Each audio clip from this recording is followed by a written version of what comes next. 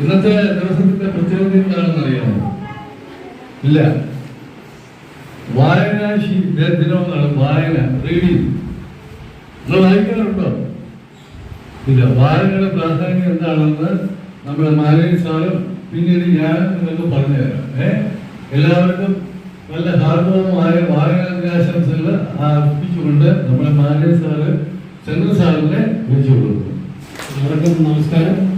ആദ്യമായിട്ട് Sasikumar sir, Usha miss, പിന്നെ ഇവിടുത്തെ മിസ്സുമാരെല്ലാവരും, കുട്ടികൾ, നമ്മുടെ ഇന്നത്തെ ദിവസത്തിൻ്റെ പ്രത്യേകത അറിയാതെ വായനാശീലമാണ്.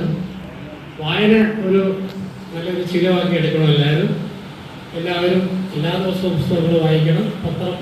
എല്ലാ ദിവസവും പത്രം വരികയാണെങ്കിൽ തീർച്ചയായിട്ടും എല്ലാവരും പത്രം വായിക്കണം. അതൊരു നല്ലൊരു ശീലമാക്കി എടുക്കണമെന്നാണ് എൻ്റെ ഒരു അഭിപ്രായം. തീർച്ചയായിട്ടും ഇന്നിവിടെ പങ്കെടുത്ത എല്ലാവർക്കും എൻ്റെ എല്ലാവിധ ആശംസകളും നേർന്നുകൊണ്ട് ഞാൻ നിർത്തുന്നു. അടുത്തായിട്ട് ഞാൻ ശശികുമാർ സാർ. അപ്പോൾ നമ്മുടെ മാനേജ് സാറ് നിങ്ങളോട് പറഞ്ഞത് മനസ്സിലാക്കി കാണുമല്ലോ. വായന നമുക്ക് വായിച്ചെങ്കിലേ അറിവ് വർദ്ധിക്കത്തുള്ളൂ. എത്ര പേര് വായിക്കാറുണ്ട്? പുസ്തകങ്ങൾ വായിക്കുന്നവരുണ്ടോ? ആരെങ്കിലും കൈവൊക്കെ പുസ്തകങ്ങൾ വായിക്കുന്നവർ, നമ്മൾ പഠിക്കുന്ന പുസ്തകം വായിക്കുന്ന ആരെങ്കിലുണ്ടോ? കുറച്ച് പേരുകൾ. വീട്ടിൽ പത്രം വരുത്താറുണ്ടോ? പത്രങ്ങൾ എഴുതാറുണ്ടോ? അത് വായിക്കുന്നവരുണ്ടോ? ഇല്ല. അതിനകത്ത് പടം കാണും, ഇല്ല, വേറെ പരിപാടിയൊന്നുമില്ല. പത്രങ്ങൾ വേറെ പ്രാധാന്യമുള്ളതല്ല. നമ്മളെ ടി വി, ദൂരദർശൻ, നമ്മളെ ടി വിയിലെ വാർത്തകൾ കേൾക്കാറുണ്ടോ? വാർത്താ ചാനൽ കേൾക്കാറുണ്ടോ? ഉണ്ട്. നല്ല മനസ്സിലാവാറുണ്ട് അവർ പറയുന്നത്. കേൾക്കാറുമില്ല. നിങ്ങൾ അപ്പോഴേ അടിച്ച് മാറ്റും.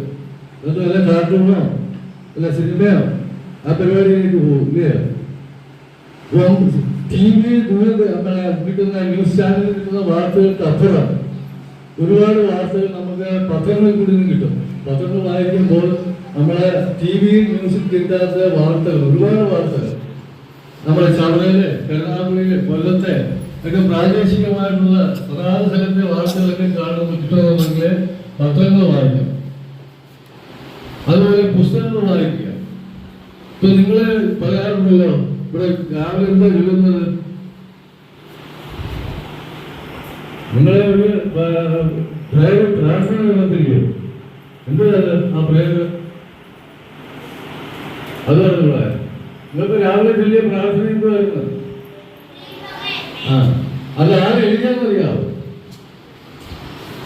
ഇല്ല. നമ്മുടെ ഗുരുദേവനെ അറിയാം, ശ്രീനാരായണ ഗുരുദേവൻ. കേട്ടിട്ടുണ്ടോ?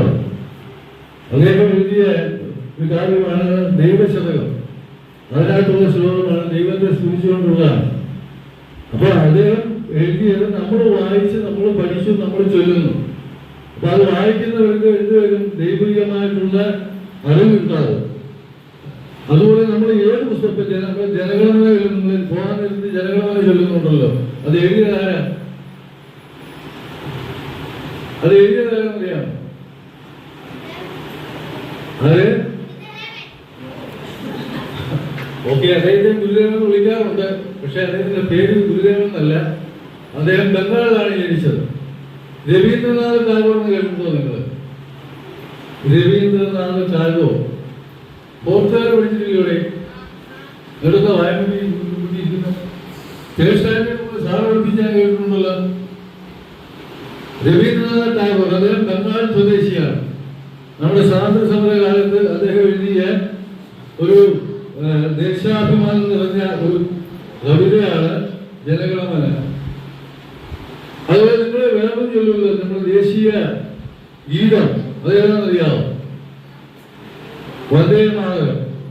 അതെഴുതിയതാണെന്നറിയാവോ?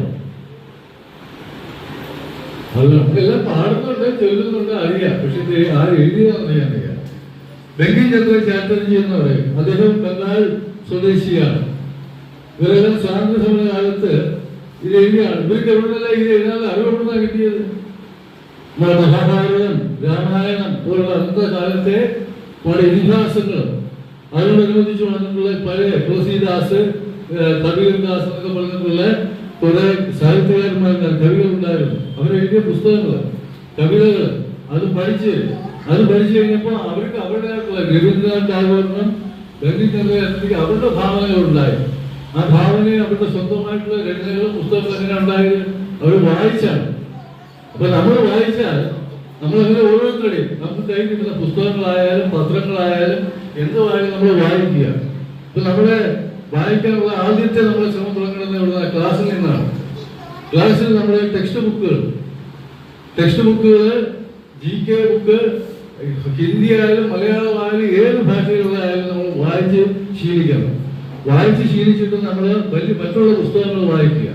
നമ്മുടെ കയ്യിൽ കിട്ടുന്ന ഏതായാലും നമ്മൾ വായിച്ച് വളരണം. കുഞ്ഞുണ്ണി മാഷ് എന്ന് പറയുന്ന ഒരു കവിയെ കേട്ടിട്ടുണ്ടോ? കുഞ്ഞുണ്ണി മാഷ് നമ്മുടെ കേരളത്തിലെ വളരെ കുഞ്ഞനാണ്. അദ്ദേഹം നല്ലൊരു കവിയായിരുന്നു. അദ്ദേഹം പറഞ്ഞിട്ടുണ്ട്, വായിക്കുന്നവരും വളരും, വായിക്കാത്തവരും വളരും. വായിക്കുന്നവരും വളരും, വായിക്കാത്തവരും വളരും. പക്ഷെ വായിച്ച് ആകാശം കൊണ്ടേ പോകും. വായിക്കാത്തവൻ എപ്പോഴും വളരും. ഒരു സമയം കഴിഞ്ഞ് പിന്നെ അവന് വളർച്ചയില്ല, എന്നുവെച്ചാൽ അവരുടെ ബുദ്ധിയില്ല. നമ്മുടെ ബുദ്ധി വികസിക്കണമെങ്കിൽ, നമുക്ക് ലോകത്ത് ജീവിക്കണമെങ്കിൽ, മറ്റുള്ളവരോട് മത്സരിക്കണമെങ്കിൽ നമുക്ക് അറിവുണ്ടാകണം. ആ അറിവുണ്ടാകണമെങ്കിൽ നമ്മൾ വായിക്കണം. പുസ്തകങ്ങൾ വായിക്കുക, വാർത്താപത്രങ്ങൾ വായിക്കുക, കഥാപുസ്തകങ്ങളുണ്ട്. നമ്മുടെ സ്കൂളിലുണ്ട് ഒരുപാട് കഥാപുസ്തകങ്ങൾ. ബീർബലിനെ പറ്റിയും അതുപോലെ തന്നെ നമ്മുടെ തെന്നാലി രാമനെ പറ്റിയൊക്കെ. എന്റെ വിശ്വാസം നമുക്കുള്ള കഥാപുസ്തകങ്ങളൊക്കെ ഉണ്ടല്ലോ. ആ പുസ്തകങ്ങളൊക്കെ മിസ്സിൻ്റെ അടുത്ത് ചോദിച്ച് വായിച്ച് പഠിക്കണം. ആ കഥകളൊക്കെ മനസ്സിലാക്കണം. ആ കഥകളൊക്കെ നമുക്ക് ഓരോ ആശയങ്ങളാണുള്ളത്. നമ്മളുടെ ബുദ്ധി വികസിപ്പിക്കാൻ, നമ്മളുടെ ബൗദ്ധികമായിട്ടുള്ള കഴിവുകളെ വർദ്ധിപ്പിക്കാൻ കഴിയുന്ന കൊച്ചു കുട്ടിക്കഥകളാണൊക്കെ. അതൊക്കെ വായിച്ച് ശീലിക്കുമ്പോൾ നിങ്ങൾക്ക് മറ്റുള്ള പുസ്തകങ്ങളും മറ്റുള്ള ഗ്രന്ഥങ്ങളൊക്കെ വായിക്കാനുള്ള താല്പര്യം ഉണ്ടാവും. അപ്പോൾ വായനയാണ് നമ്മളെ വളർത്തുന്നത്. മനസ്സിലായോ? നമ്മൾ വളരുന്നതോറും നമ്മൾ വളർന്നു വരുമ്പോൾ നമുക്ക് ലോകത്തോട് പിടിച്ചിരിക്കണമെന്നുണ്ടെങ്കിൽ നമുക്ക് അറിവുണ്ടാകണം. ആ അറിവെന്ന് പറഞ്ഞാൽ വായന കൂടിയാണ്. അല്ലാതെ TV ന്യൂസ് കേട്ടതുകൊണ്ടോ കുറെ സിനിമ കണ്ടതുകൊണ്ടോ കുറെ കാർട്ടൂൺ കണ്ടതുകൊണ്ടോ ഒന്നും നമുക്ക് അറിവ് വരാൻ പറ്റുന്നില്ല. അപ്പോൾ അറിവുണ്ടാകണമെങ്കിൽ വായിക്കുക. ആ വായനയുടെ പ്രാധാന്യം മനസ്സിലാക്കിക്കൊണ്ടാണ് മഹാനായ സാഹിത്യകാരൻ പുതിയ തലമുറയ്ക്ക് വേണ്ടി ആവിഷ്കരിച്ച ഗ്രന്ഥശാലകൾ എന്ന് പറഞ്ഞ പുസ്തകങ്ങളുടെ ഒരു വീടാണ്. നൂറുകണക്കിന് പുസ്തകങ്ങൾ, കവിതകള്, നോവലുകള്, ചെറുകഥകള്, ഇങ്ങനെയുള്ള കുറെ പുസ്തകങ്ങളെല്ലാം അടുക്കി വെച്ചിട്ട് നമുക്ക് അവിടെ പോയി വായിക്കാം. നമ്മളെ അതിനകത്ത് അങ്ങനത്തെ എടുത്തിട്ട് നമുക്ക് മാസത്തിൽ കാശ് കൊടുത്തിട്ട് നമുക്ക് ഇഷ്ടമുള്ള പുസ്തകം എടുത്തിട്ട് വായിക്കാം. അല്ല വായിച്ച് അറിവ് നേടുക. നിങ്ങളും അങ്ങനെ വായിക്കാനുള്ള ആശയം അതുപോലെ തന്നെ താല്പര്യങ്ങൾ ഉണ്ടാകട്ടെ എന്ന് ആശംസിച്ചുകൊണ്ട് ഞാൻ നിർത്തുന്നു. നന്ദി, നമസ്കാരം. വായനാ ദിനത്തിന്റെ പ്രാധാന്യത്തെ പറ്റി ചെറിയ പ്രഭാഷണങ്ങൾ നടത്തുന്നതായിരിക്കും.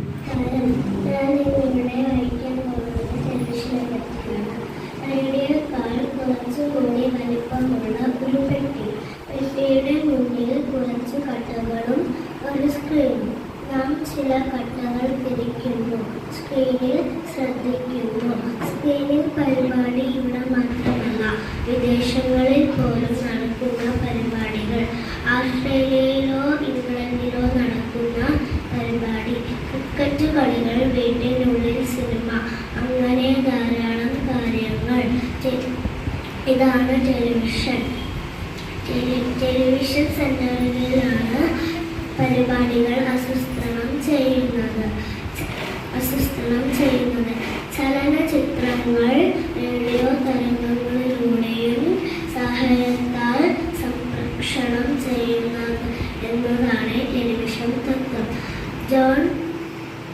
ജോൺ മേയർ എന്ന 1924 ടെലിവിഷൻ കണ്ടുപിടിച്ചത്. നമസ്കാരം. ഞാനിന്ന് പറയാൻ പോകുന്നത് പൂന്തോട്ടത്തിനെ പറ്റിയാണ്. പൂക്കൾക്കിടയിൽ പാറി നടക്കും സുന്ദരിയായ പൂമ്പാറ്റ, പൂന്തേനുവാൻ തുള്ളിക്കളിക്കും പൂമ്പാറ്റ നീ സുന്ദരിയ. പൂന്തോട്ടത്തിൽ പാറി നടക്കും വർണ്ണങ്ങളിൽ നിറഞ്ഞേക്കും പൂമ്പാറ്റ നീ സുന്ദരിയ.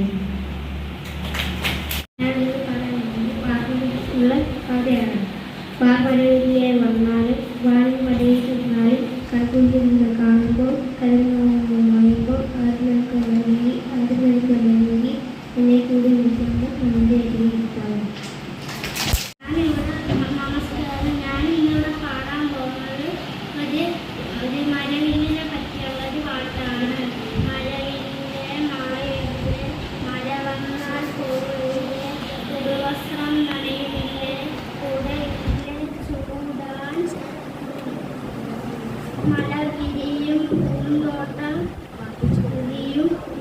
കുത്തി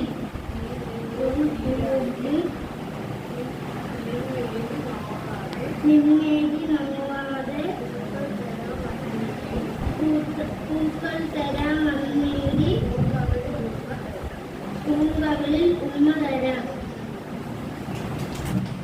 നമസ്കാരം. ഞാനിവിടെ പാടാൻ പോണ പാട്ട് ഒരു കഥയെ പറ്റിയാണ്. തീക്കു പോയപ്പോൾ വധു കടിച്ചെന്റെ കൈയൊടിഞ്ഞ് കൊച്ചു പൂച്ചക്കിത്ര പാല് കൊടുക്കാം. കൊച്ചു പൂച്ച നക്കി കൈ നിവർന്നേ. പിടികൊട്ടുന്നു മാനത്ത് പിടികൊട്ടുന്നു മാനത്ത് ഹയ്യട ഹയ്യ കണ്ടിന്റെ വഴിയുടെ വേളം മാനത്ത് പൂത്തിരി കത്തണം മാനത്ത് രാത്രി കത്തണം മാനത്ത് ഹയ്യട ഹയ്യ കണ്ടിന്റെ വഴിയുടെ വേളം മാനത്ത്. തോട്ടം കണ്ടോ തോട്ടം പൂക്കളുള്ള തോട്ടം ആരും കാണാൻ കൊതിക്കുന്ന നല്ല തോട്ടം. ദിവസമുള്ള സമയത്ത് 4 മണി സൂര്യകാന്തി ഭംഗിയുള്ള പൂന്തോട്ടം. വേണം തറയ്ക്കൊരു അമ്പലം വേണം. 1000 ചേർന്ന കോളവും വേണം.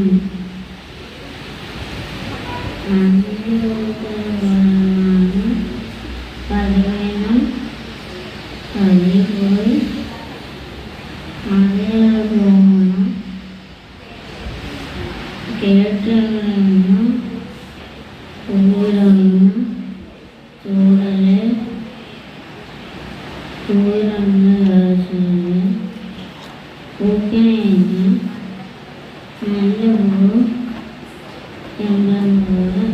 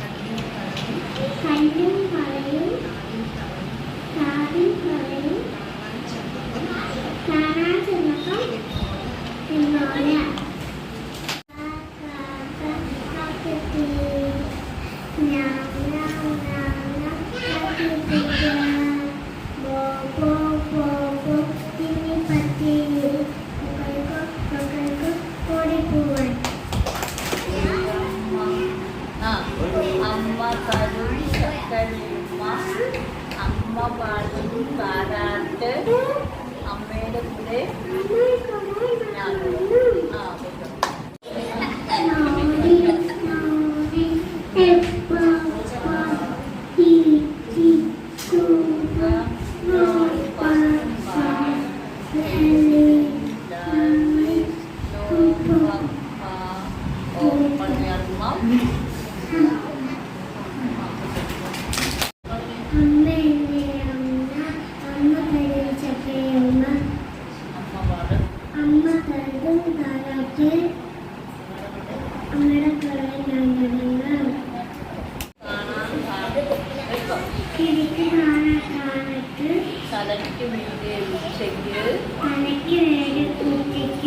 കടലിക്കാരൻ ചന്തയ്ക്ക് കടലേ മറയും ചന്തയ്ക്ക് പറയൂ പറയൂ ഞാനാര് പറയും പറയാൻ ഞാനായും സൂര്യൻ സൂര്യൻ സൂര്യൻ സൂര്യൻ സൂര്യൻ ചന്തക്കാരൻ ചെണ്ടയെടുത്തു ചന്തക്കാരൻ ചന്തയെടുത്ത് ചെണ്ടക്കിട്ടൊരു കൊട്ടുകൊടുത്തു ചെണ്ടക്കിട്ടൊരു കൊട്ടുകൊടുത്ത്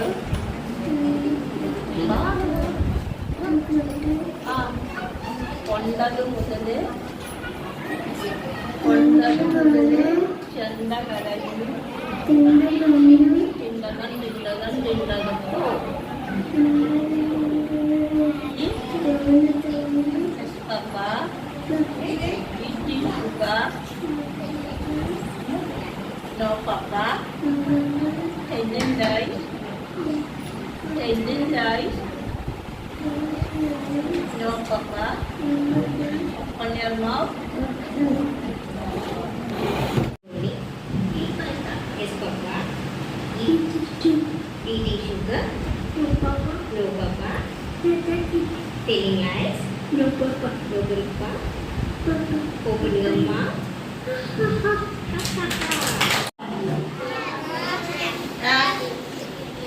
ആണല്ലേ ഇന്ന് ഏത് ദിവസമാണെന്നറിയാവോ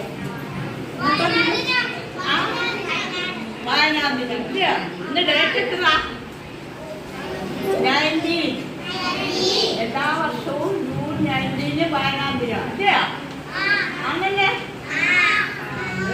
അപ്പൊ എല്ലാവരും നല്ല രീതിയിൽ ടെസ്റ്റ് വായിക്കണം പേപ്പർ വായിക്കണം ഞാൻ പറഞ്ഞിട്ടുണ്ടല്ലേ എപ്പോഴും ടെസ്റ്റ് എടുത്ത് വെച്ച് പഠിക്കണം LKG ആയാലും പ്ലേ ക്ലാസ് ആയാലും എല്ലാവരും എന്നും പഠിപ്പിക്കുന്നത് വീട്ടിൽ പോയി എന്താ വേണം ടെസ്റ്റ് ആദ്യം വായിക്കണം പിന്നെ ഹോംവർക്ക് ചെയ്യാവൂ പിന്നെ ക്ലാസ് വർക്കിൽ എഴുതാനുള്ള എല്ലാം എഴുതണം അന്നന്ന് പഠിപ്പിക്കുന്നത് അന്നന്ന് പഠിക്കണം നല്ല കുട്ടികളാണോ എല്ലാവരും അങ്ങനെ തന്നെ ചെയ്യുവോ ചെയ്യുമല്ല ഈ വർഷം കാണിച്ചു കൊടുക്കണേ